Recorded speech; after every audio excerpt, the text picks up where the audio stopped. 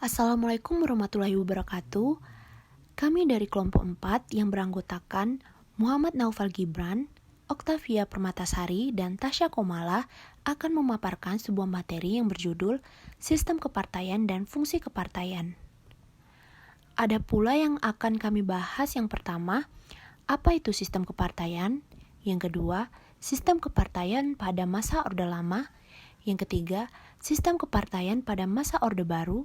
Yang keempat, sistem kepartaian pada masa pasca Orde Baru. Pertama, apa sih sistem kepartaian itu? Sistem sendiri merupakan suatu kumpulan dari beberapa elemen yang saling memiliki keterkaitan satu sama lain untuk mencapai suatu tujuan. Sedangkan partai sendiri merupakan sebuah perkumpulan orang-orang yang memiliki asas, haluan, serta tujuan yang sama. Jadi, sistem kepartaian sendiri merupakan suatu kumpulan beberapa elemen, yaitu partai yang memiliki keterkaitan atau hubungan satu sama lain untuk mencapai suatu tujuan tertentu. Sedangkan menurut Ramlan Subekti tahun 1992, sistem kepartaian merupakan suatu pola interaksi di antara partai politik dalam suatu sistem politik. Jenis sistem kepartaian. Jenis sistem kepartaian memiliki 3 jenis. Yang pertama, sistem multipartai, yaitu sistem pemerintahan dengan banyak partai atau lebih dari 2 yang bertarung dalam pemilihan umum dan memiliki hak untuk memegang kendali pemerintahan. Yang kedua, sistem partai tunggal, yaitu sistem partai tunggal yang memiliki sistem pemerintahan hanya dengan satu partai politik. Yang ketiga, sistem duipartai, di mana sistem pemerintahannya yang didominasi oleh 2 partai politik. Fungsi partai politik yang pertama sebagai sarana komunitas politik, yaitu menyalurkan berbagai macam suara maupun aspirasi masyarakat agar sampai ke pemerintah. Yang kedua, sarana sosialisasi politik, proses di mana seseorang memperoleh sikap dan orientasi terhadap fenomena politik yang umumnya berlaku dalam masyarakat di mana ia berada. Sosialisasi politik dapat membentuk budaya politik suatu negara.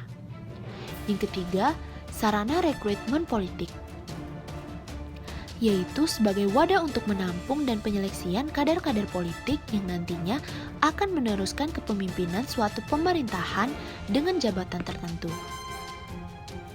Yang keempat, sebagai sarana pengatur konflik, yaitu fungsi partai politik harus mampu menciptakan suasana harmonis di antara kalangan masyarakat serta mencontohkan persaingan sehat dalam mencapai tujuan. Yang kelima, ada sarana kontrol politik, yaitu membantu mengingatkan dan meluruskan kebijakan-kebijakan pemerintah. Kontrol kebijakan dilakukan untuk membatasi kesewenang-wenangan pemerintah yang dapat merugikan rakyat. Yang terakhir ada sarana partisipasi politik, yaitu partai politik menerima dan menampung aspirasi masyarakat dalam melaksanakan pembangunan nasional. Selanjutnya ada sistem kepartaian masa Orde Lama. Menurut UUD 1945 pasal 6A ayat 2 tercantum bahwa presiden dan wakil presiden diusulkan oleh partai politik atau gabungan partai politik, yang secara tidak langsung menyiratkan bahwa Indonesia menganut sistem multipartai. Pada masa Orde Lama, dilihat dari sistem pemerintahan yang dianut, Indonesia dibagi menjadi 2 masa, yaitu masa demokrasi liberal dan demokrasi terpimpin. Seperti yang dipaparkan tadi bahwa pemerintahan Orde Lama dibagi menjadi 2 masa, yaitu demokrasi liberal di mana demokrasi liberal merupakan demokrasi yang menempatkan kedudukan badan legislatif lebih tinggi daripada kedudukan badan eksekutif dan kepala pemerintah dipimpin oleh Perdana Menteri. Sedangkan demokrasi terpimpin yaitu secara konsepsional pemerintahan rakyat yang dipimpin oleh hikmat kebijaksanaan dalam permusyawaratan perwakilan. Sistem partai demokrasi liberal. Sistem kepartaian yang berlaku pada masa ini adalah sistem multipartai. Berlakunya sistem partai ini berdampak pada meningkatnya jumlah partai di Indonesia. Terbukti, pada saat 1955 tercatat lebih dari 28 partai politik di Indonesia. Dari banyak partai-partai tersebut terdapat 4 partai besar, yaitu PNI atau Partai Nasional Indonesia yang berideologi nasionalis. Yang kedua, Partai Masyumi yang mewakili kepentingan politik Islam. Yang ketiga, Partai NU yang merupakan pecahan dari Partai Masyumi yang memiliki kalangan basis Islam di Jawa. Yang terakhir ada Partai PKI yang memiliki paham komunis. Sistem partai demokrasi terpimpin. Pada masa era demokrasi ini, sistem kepartaian mulai mengabur, serta peran-peran lembaga legislatif semakin melemah. Adanya suatu partai tidak lagi digunakan sebagai persiapan dalam rangka mengisi jabatan politik di era pemerintahan, melainkan merupakan elemen penopang dari tarik ulur kekuatan di antara lembaga kepresidenan, angkatan darat, dan partai komunis. Sistem kepartaian Orde Baru. Berbagai kelompok dijadikan satu sistem kepartaian di era ini seolah serupa dengan yang terjadi di era demokrasi liberal. Namun, di era ini pemerintahan melibatkan diri dalam politik dengan terbentuknya Golkar. Pada saat pemilihan di parlemen menyediakan total 360 kursi di Dewan Perwakilan Rakyat. Alhasil, Golkar memenangkan 236 kursi di parlemen, sedangkan saingan terdekatnya yaitu Nahdlatul Ulama hanya mendapatkan 58 kursi di parlemen. Hal ini sudah lebih dari cukup untuk meloloskan aneka rancangan undang-undang yang dikeluarkan oleh partai politik, dan adapun undang-undang yang berhasil diloloskan salah satunya adalah sehubungan dengan penggabungan partai-partai politik ke dalam satu garis ideologi tahun 1973. Kesembilan partai Golkar dikelompokkan menjadi 2 partai baru.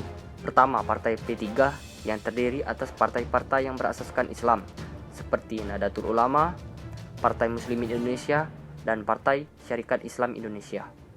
Kemudian partai yang kedua yaitu Partai Demokrasi Indonesia atau yang biasa disebut dengan PDI, yang merupakan gabungan dari partai yang berasaskan nasionalisme dan agama non-Islam seperti PNI, Partai Katolik. Sehingga pada pemilu pada tahun 1977 hanya diikuti oleh 3 partai, yaitu Golkar, P3, dan PDI. Bahwasanya Partai Golkar mendominasi pada rezim Soeharto. Pada kompetisi merebutkan kekuasaan merupakan sebuah hal yang lumrah di kalangan pemerintahan. Terlebih lagi pada partai politik untuk memperebutkan suara terbanyak. Hal yang lumrah juga di dalam kontestasi perpolitikan yang ada di Indonesia. Pasang surut suara sudah menjadi hal yang biasa di kalangan partai politik. Tetapi pada rezim Orde Baru ini tidak berlaku kepada Partai Golkar. Mengapa demikian? Karena Dewan Pimpinan dari partai ini tidak hanya mampu mempengaruhi anggota dan masyarakat untuk memperoleh suara terbanyak pada pemilihan. Bahkan, sampai-sampai segenap aparatur negara yang terikat PNS dan ABRI juga berhasil dipengaruhinya. Partai Golkar pernah menikmati masa kejayaannya dengan dukungan penuh PNS di Orde Baru, apalagi dengan ditetapkannya Undang-Undang Nomor 8 Tahun 1974 yang mewajibkan PNS untuk loyal kepada pimpinan serta partai politik pendukungnya. Ketika itu, dukungan penuh PNS terhadap Golkar merupakan sebuah dukungan yang sangat besar, sehingga tak heran jika Golkar bisa berjaya hingga belasan tahun lamanya, yang berakhir pada pemilihan umum pada tahun 1998. Sebagaimana yang kita ketahui, bahwasanya Orde Baru ini adalah orde yang dipimpin oleh Presiden Soeharto, dan pada masa ini partai politik yang dulunya multipartai sekarang dipangkas menjadi 3 partai. Adapun 3 partai tersebut, yang pertama Partai Golkar, kedua P3, Partai Persatuan Pembangunan yang terdiri atas partai-partai yang bernuansa Islam, dan yang ketiga Partai Demokrasi Indonesia adalah partai-partai yang berasaskan nasionalisme dan agama non-Islam. Sistem kepartaian pasca Orde Baru. Pada pasca Orde Baru, dikaji dari jumlah partai politiknya dapat dikategorikan menganut sistem multipartai. Hal ini tercermin pada banyaknya partai politik yang menjadi kontestan pemilu pasca Orde Baru. Pada pemilu 1999 diikuti oleh 48 partai politik, pemilu 2004 diikuti oleh 24 partai politik, pemilu 2009 diikuti oleh 38 partai politik nasional dan 6 partai politik lokal, serta pada pemilu 2014 diikuti oleh 12 partai nasional dan 3 partai lokal. Namun, Jumlah partai yang memperoleh kursi di lembaga perwakilan tidak sebanyak jumlah partai yang menjadi kontestan pemilu, meskipun jumlahnya terhitung masih banyak. Pada pemilu 1999, ada 20 partai politik yang memperoleh kursi di lembaga perwakilan. Sedangkan pada pemilu 2004, ada 16 partai politik yang memperoleh kursi di lembaga perwakilan, 4 yang terkristalisasi dalam 10 fraksi. Adapun pada pemilu 2009, ada 9 partai politik yang memperoleh kursi di lembaga perwakilan, 5 yang terkristalisasi dalam 9 fraksi. Selain itu, pasca Orde Baru dikenal dengan sistem multipartai ekstrim, karena pada pasca Orba, sistem ini tidak melahirkan partai mayoritas. Tiadanya partai mayoritas di parlemen dan presiden terpilih seringkali berasal bukan dari partai pemenang pemilu, melainkan dari memaksa siapapun yang menjadi presiden untuk berkoalisi dengan partai lain. Hal ini dilakukan untuk mencapai angka mayoritas di lembaga perwakilan dan mengamankan kebijakan dan menjamin stabilitas politik. Penyederhanaan sistem kepartaian. Adapun upaya yang dapat dilakukan untuk meminimalisir problem sistem kepartaian pasca Orba, yaitu dengan cara penyederhanaan sistem kepartaian dapat dilakukan dengan 2 pendekatan, yakni pendekatan alamiah dan pendekatan rekayasa.